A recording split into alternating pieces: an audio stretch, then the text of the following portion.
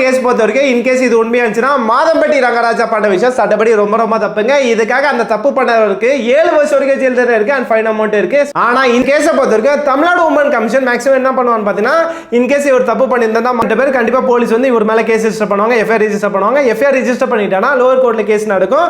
Lower கோர்ட்ல இவருக்கு அகேன்ஸ்டா cases எல்லாம் ப்ரூவ் பண்ணிட்டானா என்ன எப்பவுமே ஒரு பிரச்சனை நடந்துச்சுன்னா அந்த பிரச்சனை நடக்கும்போது எந்த ஜூரிஸ்டிக்ஷன் இருக்க போலீஸ் ஸ்டேஷனோ அங்கதான் நம்ம ஃபர்ஸ்ட் போய் கம்ப்ளைண்ட் கொடுக்கணும். டைரக்டா கமிஷன் ஆபீஸ்ல போய் நம்ம கம்ப்ளைண்ட் கொடுக்கக்கூடாது. மாதம்பட்டி ரங்கராஜாவோட ஃபர்ஸ்ட் வைஃபா அவங்க 2 குழந்தைங்களும் இவங்களோட அன்பான் பேபியும் தான். ஸோ இவங்க தான் உண்மையான real victims. Hello better citizens, this is me advocate Vignesh Muthukumar. இந்த வீடியோவில் மாதம்பட்டி ரங்கராஜா கேஸோட அப்டேட் தாங்க இருக்க போது. இப்போ ரீசெண்டாக கூட அவர் மேலே பார்த்தீங்கன்னா தமிழ்நாடு உமன் கமிஷனில் அவர் மேலே கம்ப்ளைண்ட் பண்ணியிருக்காங்க. அவர் கூப்பிட்டு வச்சு விசாரிச்சிருக்காங்க. அந்த வீடியோஸ்லாம் நீங்கள் பார்த்துருப்பீங்க. அதோட அவுட்கம் என்னவா இருக்குன்னு சொல்லிட்டு அந்த விஷயம் நம்ம பார்க்க போகிறோம். ஒன்றா பார்த்துலாம் வாங்க. ஃபர்ஸ்ட் இவங்க என்ன கம்ப்ளைண்ட் கொடுத்தாங்க, ஸோ கமிஷன் ஆஃபீஸில் போயிட்டு இவங்க கம்ப்ளைண்ட் கொடுத்தாங்களே அது என்ன கம்ப்ளைண்ட் கொடுத்தாங்க, அது சட்டப்படி செல்லுமா செல்லாதான்னு சொல்லிட்டு அந்த விஷயத்தை நம்ம ஒன்றா பார்த்துலாம் வாங்க. ஃபர்ஸ்ட் அவங்க என்ன கம்ப்ளைண்ட் கொடுத்துருக்கான்னு சொல்லிட்டு அதை ஃபர்ஸ்ட் நம்ம கேட்கலாம். என்னோட ஹஸ்பண்ட் மாதம்பட்டி ரங்கராஜ் வந்து கான்டாக்ட்ல இல்ல. இந்த குழந்தையும் எனக்கும் ஆன ஒரு இதுக்காக நான் ஃபைட் பண்ணிட்டு இருக்கேன். அதை தான் நான் கம்ப்ளைண்டா உள்ள வச்சிருக்கேன். நான் இப்போ வந்து ஒரே நிமிஷம் நான் வந்து அட்ரஸ் பண்றேன்னு சொல்லிட்டேன். நான் கண்டிப்பா எல்லாருமே அட்ரஸ் பண்ணுவேன். இப்போ என்னன்னா அவர் என்னை ஏமாத்திருக்காரு. இந்த குழந்தைக்கான ஒரு பதில் வேணும். அவர் தான் இந்த குழந்தையோட அப்பா. அதை வந்து அவர் வந்து எனக்கு ஒரு பதில் சொல்லணும். ஆமா ஆல்ரெடி பண்ணியாச்சு. It's been years. நாங்கள் 2 பேரும் கல்யாணம் ஆகி இயர்ஸ் ஆகுது. ஸோ அப்பார்ட்மெண்ட்டில் ஒன்றா வாழ்ந்துட்டு இருக்கோம். அது எல்லாருக்குமே தெரியும். ஸோ இதுதாங்க இம்பார்ட்டண்டாக லீகலாக பார்ப்பாங்க. ஸோ அப்பார்ட்மெண்ட்டில் ஒன்றா வாழ்ந்துருக்குன்னு சொல்லியிருக்காங்களா அந்த விஷயத்த முக்கியமாக பார்ப்பாங்க. ஸோ ஒன்று பார்ப்பாங்க. எனக்கு தெரியாது, அதெல்லாம் நான் வந்து அட்ரஸ் பண்ணுறேன். ஜுடிஷியல் செப்பரேஷனில் இருக்காருன்னு சொன்னாருங்க. ஃபர்ஸ்ட் ஒய்ஃப் ஜுடிஷியல் செப்பரேஷனில் இருக்கிறேன்னு சொன்னார். இவங்க சொல்றபடி அந்த மாதம்பட்டி ரங்கராஜாவுக்கு ஆல்ரெடி மேரேஜ் ஆயிருக்குன்னு சொல்லிட்டு விஷயம் இவங்களுக்கு தெரிஞ்சிருக்கு. ஜுடிஷியல் செப்பரேஷன்ல இருந்திருக்காங்க. அதனால தான் இவங்க மேரேஜ் பண்ணியிருக்கேன்னு சொல்லிட்டு இவங்க தரப்புல சொல்லியிருக்காங்க. ஸோ அந்த விஷயத்தை பற்றி நான் ஒன்று சொல்கிறேன் வாங்க. ஸோ அந்த விஷயத்தை இவங்க கிளியராக தெரிஞ்சிருக்கு. ஆமா கல்யாணத்தை பண்ணியிருக்கேன். இப்போ வந்து ஒரு 1.5 months there is no communication, no contact. So அதுக்காக தான் நான் ஃபைட் பண்ணிட்டு இருக்கேன். சார் கிட்ட உள்ள கம்ப்ளைண்ட் கொடுத்துருக்கேன். Sir will take care. என்றெல்லாம் நம்ம ஒரு கம்ப்ளைண்ட் கொடுக்கும்போது அந்த கம்ப்ளைண்ட்டுக்கு என்ன தீர்வு வேணும்னு சொல்லிட்டு தான் அந்த கம்ப்ளைண்ட்ல மென்ஷன் பண்ணியிருப்போம். இவங்களும் அந்த கம்ப்ளைண்ட்ல என்ன தீர்வு வேணும்னு சொல்லிட்டு கேட்டிருக்காங்க. அந்த விஷயத்தையும் நம்ம பார்த்துலாம். ஒன்று நான் அட்ரஸ் பண்ணுறேன். கோரிக்கை அதுதான் நான் சொல்லிட்டேன். அவர் என்னோட கணவர், அதில் எந்தவித மாற்றமும் கிடையாது. இந்த குழந்தையோட அப்பா மாதம்பட்டி ரங்கராஜ். அந்த கோரிக்கையை தான் நான் வச்சிருக்கேன். அவரோட சேர்ந்து வாழணும், இந்த குழந்தைக்கு அவர் அப்பா. அதை தான் நான் வந்து கமிஷனர் சார் கிட்ட கோரிக்கை வச்சிருக்கேன். இவங்களோட கோரிக்கை என்னவா இருக்குன்னா மாதம்பட்டி ரங்கராஜ் தான் இவரோட ஹஸ்பண்ட், இவங்க கூட சேர்ந்து வாழணும்னு சொல்லிட்டு இவங்க சொல்லியிருக்காங்க. அண்ட் இவங்களோட பிறக்க போற குழந்தையோட ஃபாதர் வந்து மாதம்பட்டி ரங்கராஜ் சொல்லிட்டு இவங்க தரப்புல சொல்லியிருக்காங்க. ஸோ லீகலா இவங்களோட மேரேஜ் வந்து வேலிடா இல்லையான்னு சொல்லிட்டு தான் நம்ம ஒன்று பார்க்க போறோம். ஆல்ரெடி நான் சொல்லிட்டேன், இதனால நான் திருப்பி சொல்றேன். லீகலா பார்த்தீங்கன்னா இந்து மேரேஜ் ஆக்ட் படி தான் இவங்க மேரேஜ் பண்ணியிருக்காங்க. ஏன்னா கோயிலில் மேரேஜ் பண்ணியிருக்காங்க. அண்ட் இவங்களோட மேரேஜை கோயிலில் ரிஜிஸ்டர் பண்ணியிருக்கோம் சொல்லிட்டு இவங்க தரப்புல இவங்க சொல்லியிருக்காங்க. லீகலா பார்த்தீங்கன்னா இந்து மேரேஜ் ஆக்ட் படி ஒருத்தர் நம்ம மேரேஜ் பண்ணோம்னா அந்த மேரேஜ் பண்ணும்போது அந்த பையனோ பொண்ணோ வந்து அன்மேரிடா இருக்கணும். அந்த மேரேஜ் பண்ற டைம்ல அந்த பையனோ பொண்ணோ வந்து சிங்கிளா இருந்திருக்கணும். இட் மீன்ஸ் அந்த பையனோ பொண்ணோ மேரேஜ் பண்ற பையனோ பொண்ணோ வந்து இதுக்கு முன்னாடி மேரேஜ் பண்ணிருக்க கூடாது. இன்கேஸ் மேரேஜ் பண்ணியிருந்தாலுமே டிவோர்ஸ் ஆயிருக்கணும். ப்ராப்பரா டிவோர்ஸ் ஆயிட்ட பிறகு தான் இன்னொரு மேரேஜ் பண்ணணும் சொல்லிட்டு செக்ஷன் 5 இந்து மேரேஜ் ஆக்ட் படி சொல்லியிருக்கேங்க. நம்ம இந்து மேரேஜ் ஆக்ட் படி மேரேஜ் பண்ணோம்னா இந்து மேரேஜ் ஆக்ட்ல என்னென்ன சொல்லியிருக்கோ அந்த விஷயம்லாம் நம்ம ஃபாலோ பண்ணாதான் அது வேலிட் மேரேஜா கன்சிடர் பண்ணுவாங்க. ஸோ வேலிட் மேரேஜை கன்சிடர் பண்ணா மட்டும் தான் நம்ம கோர்ட்ல போயிட்டு நம்மளோட லீகல் ரெமெடி வந்து கோர்ட் மூலியமா நம்ம பெட்டிஷன் போட்டு அதை ஆப்டைன் பண்ண முடியும். இதுதான் ப்ராசஸ்ங்க. ஃபர்ஸ்ட் நம்ம லீகலா மேரேஜ் பண்ண மட்டும் தான் கோர்ட் அந்த மேரேஜை அக்செப்ட் பண்ணிட்டு ஸோ நம்மளோட பிரச்சனை என்னன்னு சொல்லிட்டு கோர்ட் விசாரிப்பாங்க. இன்கேஸ் இந்த இந்து மேரேஜ் ஆக்ட் படி நம்ம ஃபுல்ஃபில்மெண்ட் கண்டிஷன்லாம் ஃபுல்ஃபில்மெண்ட் பண்ணாமல் ப்ராப்பராக மேரேஜ் பண்ணாமல் இருந்துட்டோம்னா அந்த மேரேஜ் சட்டப்படி செல்லாதுங்க.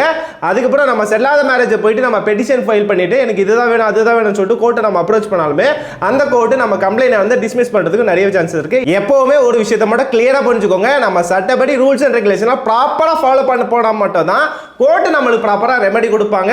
இன்கேஸ் நம்ம ப்ராப்பராக ஃபாலோ பண்ணலன்னா கோர்ட்டு நம்மளை கொஸ்டின் கேட்பாங்க. அதுக்கு நம்ம ஆன்சர் சொல்லி தான் ஆகணும். ஸோ இதை நீங்க தெரிஞ்சுக்கோங்க. இந்த கேஸ்ல இவங்களுக்கு மாதம்பட்டி ரங்கராஜா ஆல்ரெடி மேரேஜ் ஆயிருக்குன்னு சொல்லிட்டு விஷயமும் இவங்களுக்கு ஆல்ரெடி கிளியரா தெரிஞ்சிருக்கு. ஜுடிஷியல் செப்பரேஷன் டைம்ல தான் இவங்க ஒன்னா சேர்ந்து இருந்திருக்கான்னு சொல்லிட்டு இவங்க தரப்புல இவங்க சொல்லியிருக்காங்க. இதெல்லாம் நம்ம பார்க்க முடியுது. அண்ட் இவங்களுக்கும் ஆல்ரெடி டிவோர்ஸ் ஆயிருக்குன்னு சொல்லிட்டு சில நியூஸ்ல எல்லாம் ரிப்போர்ட் பண்ணியிருக்காங்க. இன்கேஸ் அது உண்மையாச்சுன்னா இவங்களுக்கு டிவோர்ஸ் ப்ரொசீடிங்ஸ் தான் என்னன்னு சொல்லிட்டு உங்களுக்கு கிளியராக தெரிஞ்சிருக்கும். ஜுடிஷியல் செப்பரேஷனும் டிவோர்ஸும் வந்து ஒன்றும் இல்லைங்க. ஸோ ஜுடிஷியல் செப்பரேஷனா என்னன்னு பார்த்தீங்கன்னா மேபி இந்த கேஸை பொறுத்த வரைக்கும் மாதம்பட்டி ரங்கராஜாவும் அவர் ஃபர்ஸ்ட் ஒய்ஃபை வந்து டிவோர்ஸ்க்காக கோர்ட்டில் பெட்டிஷன் ஃபைல் பண்ணியிருக்காங்க. 2 பேர் தனியாக வாழ்ந்துருக்கலாம், இல்லை செக்ஷன் 10 படி 2 பேர் தனியாக வாழ்ந்துருக்கலாம். தனியாக வாழ்ற டைமில் வந்து டிவோர்ஸ்னு கன்சிடர் பண்ணக்கூடாதுங்க. எப்போ ஒரு கோர்ட்டு ப்ராப்பராக டிவோர்ஸ் கொடுக்குறாங்களோ அப்போ தான் அந்த மேரேஜ் ஆனவங்க கல்யாணம் ஆகிட்டு 2 பேர் செப்பரேட் ஆகிறாங்க பார்த்தீங்களா, அப்போ தான் லீகலாக அவங்க மேரேஜ் பண்ணுறதுக்கு எலிஜிபிளாக இருப்பாங்க. அது வரைக்கும் பார்த்தீங்கன்னா ஒருத்தர் மேரேஜ் ஆகிட்டானா ப்ராப்பராக டிவோர்ஸ் ஆகாமல் இன்னொருத்தர் மேரேஜ் பண்ணுறது சட்டப்படி ரொம்ப ரொம்ப தப்பு. இதுக்காக பனிஷ்மெண்ட் இருக்கு. அவங்களுக்கு புதுசாக வந்து கிரிமினல் செக்ஷன் 82 படி அவங்களுக்கு 7 years வரைக்கும் ஜெயில் தண்டனை இருக்கு அண்ட் ஃபைன் அமௌண்ட் இருக்கு. 6 இல்லைங்க அண்டு. ஸோ ரெண்டுமே கிடைக்கும். ஜெயில் தண்டனை இருக்கு அண்ட் ஃபைன் அமௌண்ட் இருக்கு. ஸோ இதையும் தெரிஞ்சுக்கோங்க. ஒரு கல்யாணம் ஆன ஹஸ்பண்ட் ஒய்ஃப் வந்து ஸோ கல்யாணம் ஆகிட்ட பேருக்கு ஒன்னொருத்தவங்களை போய் கல்யாணம் பண்ணுற ப்ராப்பராக டிவோர்ஸ் ஆகாமல் ஒன்னொருத்தவங்களை போய் கல்யாணம் பண்ணானா இந்த செக்ஷன் படி அவங்களுக்கு பனிஷ்மெண்ட் இருக்கு அண்ட் ஃபைன் அமௌண்ட் இருக்கு. இவங்களோட கேஸ் பொறுத்த வரைக்கும் இன்கேஸ் இது உண்மையா இருந்துச்சுன்னா மாதம்பட்டி ரங்கராஜா பண்ண விஷயம் சட்டப்படி ரொம்ப ரொம்ப தப்புங்க. இதுக்காக அந்த தப்பு பண்ணவருக்கு 7 வருஷம் வரைக்கும் ஜெயில் தண்டனை இருக்கு அண்ட் ஃபைன் அமௌண்ட் இருக்கு. ஆனா இந்த விஷயம் இவங்க கம்ப்ளைண்ட் கொடுத்தாலும் போலீஸ் கேஸ் ரெஜிஸ்டர் பண்ண மாட்டாங்க. மாதம்பட்டி ரங்கராஜாவோட ஃபர்ஸ்ட் ஒய்ஃப் அபிஷியல் ஒய்ஃப் வந்து கம்ப்ளைண்ட் கொடுத்தாதான் செக்ஷன் 82 படி புதுசா வந்து கிரிமினல் செக்ஷன் 82 படி அவர் மேல கேஸ் ரெஜிஸ்டர் பண்ணுவாங்க. இதுக்காக அவருக்கு வந்து 7 வருஷம் வரைக்கும் ஜெயில் தண்டனை இருக்கு. ஸோ இவங்க வயிற்றுல வளர குழந்தைக்கு பார்த்தீங்கன்னா இந்த மேரேஜ் ஆக்ட் படி பார்த்தீங்கன்னா அந்த குழந்தை அவர் தான் அப்பான்னு சொல்லிட்டு கோர்ட்ல ப்ரூவ் ஆயிடுச்சுன்னா அந்த குழந்தைக்கு வந்து லீகல் ஃபாதராக தான் அவரோட சொத்துல அந்த குழந்தைக்கு அந்த பிறக்காத குழந்தைக்கு வந்து பங்குலாம் இருக்கு. அவர் தான் ஃபுல் ரெஸ்பான்சிபிலிட்டி. ஒரு அப்பாவுக்கு என்னென்ன கடமை இருக்கோ அந்த கடமை ஃபுல்லா மாதம்பட்டி ரங்கராஜா வந்து அது பிறக்க போற குழந்தைக்கு வந்து செய்யணும், கண்டிப்பா செய்யணும். இதுதான் நம்ம சட்டமா சொல்லுது. இவங்க பண்ண தப்புக்காக அந்த பிறக்க போற குழந்தைக்கு வந்து எந்த பாதிக்கப்படக்கூடாது. ஸோ ஆல்ரெடி இந்த லா தான் கிளியரா மென்ஷன் பண்ணியிருக்காங்க. இவங்கள பொறுத்த வரைக்கும் அந்த அன்பார்ன் பேபிக்கு வந்து நம்ம ரெமெடி சொல்லியாச்சு. அண்ட் இவங்களோட கம்ப்ளைண்ட் இன்னொரு விஷயம் என்ன சொல்லியிருக்காங்க பார்த்தீங்கன்னா மாதம்பட்டி ரங்கராஜா இவங்களை வந்து சேர்ந்து வாழணும்னு சொல்லிட்டு ஒரு விஷயத்தை போலீஸ் தரப்புல சொல்லியிருக்காங்க. அந்த விஷயம் லீகலா பாசிபிளா இல்லையான்னு சொல்லிட்டு அந்த விஷயத்தை நம்ம பார்த்துலாம் வாங்க. எப்பவுமே ஒரு பையனோ பொண்ணை வந்து மேரேஜ் பண்ணிட்ட பிறகு இன்கேஸ் யாராவது ஒருத்தவங்க வந்து பிரிஞ்சு போயிட்டானா ரெஸ்ட்ரிக்ஷன் ஆஃப் கான்ஜுகல் ரைட்ஸ்னு ஒன்று இருக்குங்க. ஸோ வேலிடா ஒரு மேரேஜ் நம்ம பண்ணிட்ட பிறகு பையனை பொண்ணை வந்து சம்மந்தமே இல்லாமல் பிரிஞ்சு போயிட்டானா அந்த சம்மந்தமே இல்லாமல் பிரிஞ்சு போயிட்டான்னு சொல்லிட்டு நம்ம கோர்ட்டில் போயிட்டு ரெஸ்ட்ரிக்ஷன் ஆஃப் கான்ஜுகல் ரைட்ஸ் அன்ரீசனபிளாக பிரிஞ்சு போயிட்டான்னு சொல்லிட்டு நம்ம கோர்ட்டில் போய் பெட்டிஷன் போட்டு ஒன்னா சேர்த்து வாழ சொல்லிட்டு ஒரு பெட்டிஷன் ஃபைல் பண்ணலாம். ஆனால் இந்த restriction of conjugal rights petition வந்து யார் யாரெல்லாம் வேலிட் மேரேஜ் பண்ணியிருக்காங்களோ அவங்க தான் பெட்டிஷன் ஃபைல் பண்ண முடியுங்க. நான் எதை மீன் பண்ணுறேன்னு பார்த்தீங்கன்னா சட்டப்படி யார் ப்ராப்பராக மேரேஜ் பண்ணியிருக்காங்களோ அவங்க தான் restriction of conjugal rights petition file பண்ண முடியும். அண்ட் இவங்களோட கேஸை பொறுத்த வரைக்கும் இவங்க பண்ண மேரேஜ் வந்து சட்டப்படி செல்லாதுன்னு சொல்லிட்டு ஆல்ரெடி நம்ம பார்த்தாச்சு. ஸோ அதனால இவங்க ரெஸ்ட்ரிக்ஷன் ஆஃப் கான்ஜுகல் ரைட்ஸ் வந்து போலீஸில் கேட்டாலும் சரி கோர்ட்டில் பெட்டிஷன் ஃபைல் பண்ணாலுமே சட்டப்படி மேரேஜ் பண்ணாத போது இந்த பெட்டிஷன்லாம் ஃபைல் பண்ணால் ஸோ கோர்ட்டும் இதை அக்செப்ட் பண்ண மாட்டாங்க அண்ட் போலீஸும் இதை அக்செப்ட் பண்ண மாட்டாங்க. ஸோ இதே நீ தெரிஞ்சுக்கோங்க. அதுக்கு பார்க்குற நீங்கள் ஒன்றும் டவுட்டு என்கிட்ட கேட்கலாங்க. ஸோ இவங்க கொடுத்த கம்ப்ளைண்ட்டில் வந்து ஃபிசிக்கல் அப்யூஸ்லாம் இருக்கு ப்ரோ. ஸோ அதெல்லாம் எப்படி கோர்ட் டீல் பண்ணுவான்னு என்கிட்ட கேட்டிங்கன்னா இவங்க பிரஸ் முன்னாடிலாம் என்ன சொல்லியிருக்காங்கன்னு பார்த்தீங்கன்னா இவங்க 2 பேர் மேரேஜ் ஆகிட்டு ஒன்றா ஒரு இடத்துல இருந்திருக்கா சொல்லிட்டு இவங்க தரப்புல சொல்லியிருக்காங்க. அது இன்கேஸ் உண்மையாக இருந்துச்சுன்னா அண்ட் இந்த விஷயத்தை கோர்ட் வந்து லிவிங் டுகெதராக கன்சிடர் பண்ணுறதுக்கு வாய்ப்பு இருக்கு. இன்கேஸ் லிவிங் டுகெதராக கன்சிடர் பண்ணிட்டானா டொமஸ்டிக் வயலன்ஸ் ஆக்டும் மெயின்டெனன்ஸ் வந்து உங்களுக்கு அப்ளிகபிள் ஆகிறதுக்கு சான்சஸ் இருக்கு. ஸோ இதே தெரிஞ்சுக்கோங்க. அந்த பிசிக்கல் அபியூஸ்லாம் வந்து டொமஸ்டிக் வயலன்ஸ் ஆக்ட் படி வந்துடும். இன்கேஸ் அதுபடி அவர் தப்பு பண்ணியிருந்தானா அதுக்காக ஒரு பனிஷ்மெண்ட் இருக்கு. இந்த கேஸ்ல பார்த்தீங்கன்னா இவங்க பிரஸ் முன்னாடி வந்து 2-3 வாட்டி வந்து அபார்ட் பண்ணியிருக்கேன் சொல்லி இவங்க தரப்புல சொல்லியிருக்காங்க. இன்கேஸ் அதுவும் ப்ரூவ் ஆயிடுச்சுன்னா அதுவும் எவிடன்ஸ் எல்லாம் ப்ரூவ் பண்ணிட்டானா அதுக்கு இவருக்கு பனிஷ்மெண்ட் இருக்கு. செக்ஷன் 89 புதுசாக வந்து படி 89 படி 10 years வரைக்கும் எல்லாம் இம்ப்ரெஸ்மெண்ட் இருக்கு. அதெல்லாமே கோர்ட்ல இவருக்கு அகேன்ஸ்டா ப்ரூவ் ஆயிடுச்சுன்னா இவருக்கு அதுக்கு எல்லாமே பனிஷ்மெண்ட் இருக்கு அண்ட் ஃபைன் அமௌண்ட் இருக்கு. இதையும் நீ தெரிஞ்சுக்கோங்க. இப்போ இந்த கேஸ் சம்பந்தமா கமிஷன் ஆஃபீஸில் கொடுத்த கம்ப்ளைண்ட் வந்து ப்ராப்பரா ஆக்ஷன் எடுக்கணும்னு சொல்லி இவங்க தரப்புல சொல்லியிருக்காங்க. அண்ட் அது மட்டும் இல்லை இந்த கம்ப்ளைண்ட் வந்து தமிழ்நாடு உமன் கமிஷனுக்கு வந்து கம்ப்ளைண்ட் கொடுத்துருக்கான்னு சொல்லி இவங்களும் இவங்க தரப்புல இருக்க அட்வொகேட்டா சொல்லியிருக்காங்க. அவங்க என்ன சொல்லியிருக்கான்னு சொல்லிட்டு அந்த விஷயத்தை பார்த்துலாம். தமிழக மகளிர் ஆணையத்திடம் ஜாய் கிறிஸ்டில்லா கிளைண்ட் அவங்க மாதம்பட்டி ரங்கராஜ் என்பவர் தன்னை திருமணம் செய்து தனக்கு ஒரு குழந்தையை கொடுத்துவிட்டு என்னை ஏமாற்றி விட்டு சென்று விட்டார் என்ற ஒரு கம்ப்ளைண்ட், சீட்டிங் கம்ப்ளைண்ட் கமிஷன் ஆஃபீஸில் கமிஷனை சந்தித்து 1.5 மாதத்துக்கு முன்னாடி கொடுத்துருந்தோம். அந்த கம்ப்ளைண்டோட நிலவரம் இன்னைக்கு வரையும் அந்த கம்ப்ளைண்ட் எங்கே இருக்குன்னு தெரியல. 1.5 மாதத்துக்கு முன்னாடி கொடுத்த கம்ப்ளைண்ட்டு இதுவரையும் கூப்பிட்டு விசாரிக்கவே இல்லை. அதுக்கு பதிலாக அடையாறுலேருந்து ஃபோன் பண்ணி அடையார் ஸ்டேஷன்லேருந்து ஃபோன் பண்ணி எங்கள் ஜூரிஸ்டிக்ஷன் இது வரலங்க, எங்களுக்கு இந்த கம்ப்ளைண்ட்டை சொல்லியிருக்காங்க விசாரிக்க சொல்லி, ஆனால் எங்கள் ஜூரிஸ்டிக்ஷனுக்கு வரல அப்படின்னு ஜாய் கிட்ட சொல்லியிருக்காங்க. அதே போல் திருவான்மூரில் போலீஸ் ஸ்டேஷன்லேருந்து ஃபோன் பண்ணி எங்கள் ஜூரிஸ்டிக்ஷனுக்கு வரல அப்படின்னு சொன்னாங்க. இந்த விஷயத்துக்கு மட்டும் நான் லீகலாக கிளாரிஃபை பண்ணிடுங்க. எப்பவுமே ஒரு பிரச்சனை நடந்துச்சுன்னா அந்த பிரச்சனை நடக்கும்போது எந்த ஜூரிஸ்டிக்ஷன் இருக்க போலீஸ் ஸ்டேஷனோ அங்கே தான் நம்ம ஃபர்ஸ்ட் போய் கம்ப்ளைண்ட் கொடுக்கணும். டேரெக்டாக கமிஷன் ஆஃபீஸில் போய் நம்ம கம்ப்ளைண்ட் கொடுக்கக்கூடாது. இன்கேஸ் நம்ம கம்ப்ளைண்ட் கொடுத்தாலுமே அவங்க வந்து என்ன பண்ணுவாங்கன்னா, ஸோ எந்த ஜூரிஸ்டிக்ஷன் வந்திருக்கோ அந்த போலீஸ் ஸ்டேஷன் இன்ஸ்பெக்டர் கிட்ட தான் அவங்க ட்ரான்ஸ்ஃபர் பண்ணுவாங்க. இதுதான் ரூல். நம்ம எப்பவுமே ஏதோ ஒரு கிரைம் நடந்துச்சுன்னா அந்த ஜூரிஸ்டிக்ஷனில் இருக்க இன்ஸ்பெக்டரை பார்த்து தான் நம்ம ஃபர்ஸ்ட் போய் கம்ப்ளைண்ட் கொடுக்கணும். அந்த கம்ப்ளைண்ட் சம்பந்தமா அந்த போலீஸ் வந்து ப்ராப்பர் ஆக்ஷன் எடுக்கலைன்னா அவரோட ஹையர் அத்தாரிட்டி வந்து டெப்டி கமிஷனர் ஆஃப் போலீஸ் வந்து அவர்கிட்ட அப்ரோச் பண்ணி கம்ப்ளைண்ட் கொடுக்கணும். இன்கேஸ் அவர் ஆக்ஷன் எடுக்கலன்னா நம்ம கோர்ட் அப்ரோச் பண்ணுவாங்க. இதுதான் பேசிக்கான ரூல். இவங்க தரப்புல நாங்க 2 பேரும் ஒண்ணா எம்சிஆர் நகர்ல ஒண்ணா வாழ்ந்தோம்னு சொல்லிட்டு இவங்க தரப்புல பிரஸ் முன்னாடி சொல்லியிருந்தாங்க. ஸோ அதுபடி பார்த்தீங்கன்னா இவங்க எம்சிஆர் நகர் போலீஸ் ஸ்டேஷன்லேயே கம்ப்ளைண்ட் கொடுத்துருக்கலாம். இன்கேஸ் அவர் ஆக்ஷன் எடுக்காத பட்சத்தில் டெப்டி கமிஷனர் ஆஃப் போலீஸ் அந்த ஏரியா ஜூரிஸ்டிக்ஷன் இருக்க டெப்டி கமிஷனர் ஆஃப் போலீஸ்கிட்ட கம்ப்ளைண்ட் கொடுத்துருக்கலாம். அவரும் ஆக்ஷன் எடுக்கலன்னா கோர்ட் அப்ரோச் பண்ணிருக்கலாம். இதுதான் ப்ராசஸ். அது இல்லாமல் இவங்க வந்து டேரெக்டாக வந்து கமிஷனர் ஆஃபீஸில் போய் கம்ப்ளைண்ட் கொடுத்துருக்காங்க. அது ஆக்ஷன் எடுக்காததுக்கப்புறம் இப்போ தமிழ்நாடு உமன் கமிஷனில் கம்ப்ளைண்ட் கொடுத்துருக்காங்க. அது சம்மந்தமாக கேஸ் விசாரிச்சுன்னு இருக்காங்க.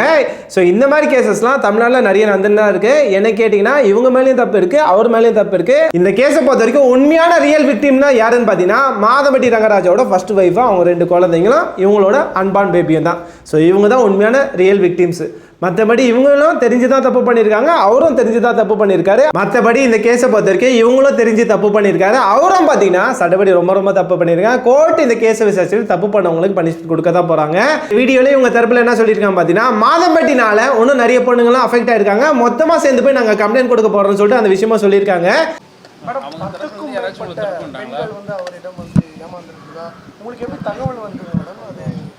என்ன அப்ரோச் பண்ணாங்க, அப்ரோச் பண்ணி என்ன சொன்னாங்க, தமிழ்நாடு உமன் கமிஷன் வந்து எப்படி இந்த கேஸ் விசாரிப்பான்னு பார்த்தீங்கன்னா, இந்த கேஸை பொறுத்த வரைக்கும் கம்ப்ளைண்ட் கொடுத்தவங்களும் கூப்பிட்டு விசாரிப்பாங்க. அண்ட் ஆப்போசிட் பார்ட்டி யார் மேலே கம்ப்ளைண்ட் கொடுத்துருக்காங்க அவங்களையும் கூப்பிட்டு விசாரிப்பாங்க. இவங்க 2 பேர் தரப்புலையும் விசாரிச்சுட்டு இன்கேஸ் மாதம்பட்டி ரங்கராஜா தப்பு பண்ணியிருக்க சொல்லிட்டு அதில் ப்ரூவ் ஆயிடுச்சுன்னா இவர் மேலே ஆக்ஷன் எடுங்க சொல்லிட்டு தமிழ்நாடு உமன் கமிஷன் வந்து போலீஸுக்கு வந்து ரெக்கமெண்ட் பண்ணுவாங்க. ஸோ இவர் மேலே ஆக்ஷன் எடுங்க, இவர் மேலே எஃப்ஐஆர் ரெஜிஸ்டர் பண்ணுங்க சொல்லிட்டு ரெக்கமெண்டேஷன் பாஸ் பண்ணுவாங்க. ஸோ இதுதான் அவங்களோட அத்தாரிட்டி. இவங்களுக்கு என்னென்ன கேஸ்லாம் விசாரிக்கலாம்னு பார்த்தீங்கன்னா, உமன்ஸுக்கு அகேன்ஸ்டாக இருக்க எல்லா கேஸும் இவங்க விசாரிக்கலாம். அண்ட் சீனியர் சிட்டிசன்ஸ் அகேன்ஸ்டாகவும் இவங்க விசாரிக்கலாம்னு சொல்லிட்டு இவங்க தரப்புல சொல்லியிருக்காங்க. இந்த கேஸை பொறுத்த வரைக்கும் தமிழ்நாடு உமன் கமிஷன் மேக்ஸிமம் என்ன பண்ணுவான்னு பார்த்தீங்கன்னா, இன்கேஸ் இவர் தப்பு பண்ணியிருந்தா, மாதம்பட்டி ரங்கராஜா தப்பு பண்ணியிருந்தா இவர் மேலே எஃப்ஐஆர் ரெஜிஸ்டர் பண்ண சொல்லிட்டு இவங்க வந்து போலீஸ்க்கு வந்து ரெக்கமெண்ட் பண்ணுவாங்க. மேக்ஸிமம் ரெக்கமெண்ட் பண்ணுவாங்க. இவங்க ரெக்கமெண்ட் பண்ணிட்ட பேர் கண்டிப்பாக போலீஸ் வந்து இவர் மேலே கேஸ் ரெஜிஸ்டர் பண்ணுவாங்க, எஃப்ஐஆர் ரெஜிஸ்டர் பண்ணுவாங்க. எஃப்ஐஆர் ரெஜிஸ்டர் பண்ணிட்டானா லோயர் கோர்ட்ல கேஸ் நடக்கும். லோயர் கோர்ட்ல இவருக்கு அகேன்ஸ்டாக கேசஸ் எல்லாம் ப்ரூவ் பண்ணிட்டாங்கன்னா எந்த செக்ஷன்ல இவர் மேலே கேஸ் ரெஜிஸ்டர் பண்ணியிருக்காங்களோ அதுக்கு இவருக்கு பனிஷ்மெண்ட் கிடைக்கும்.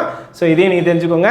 இப்போ இந்த கேஸ் சம்பந்தமா மாதம்பட்டி ரங்கராஜா வந்து எல்லாமே லீகலா டீல் பண்ணுவோம் சொல்லிட்டு அவர் தரப்புல மென்ஷன் பண்ணியிருக்காரு. இது சம்பந்தமா மெட்ராஸ் ஹைகோர்ட்ல வந்து கேஸை ஃபைல் பண்ண போறோம்னு சொல்லிட்டு இவர் தரப்புல சொல்லியிருக்காரு. ஆல்ரெடி டிஃபமேஷன் கேஸ் எல்லாம் போயின்னு இருக்கு. இப்போ இந்த கேஸ் சம்பந்தமா மெட்ராஸ் ஹைகோர்ட்ல கேஸ் ஃபைல் பண்ண போறோம், லீகலா டீல் பண்ண போறோம் சொல்லிட்டு இவர் தரப்புல சொல்லிட்டு இருக்காரு.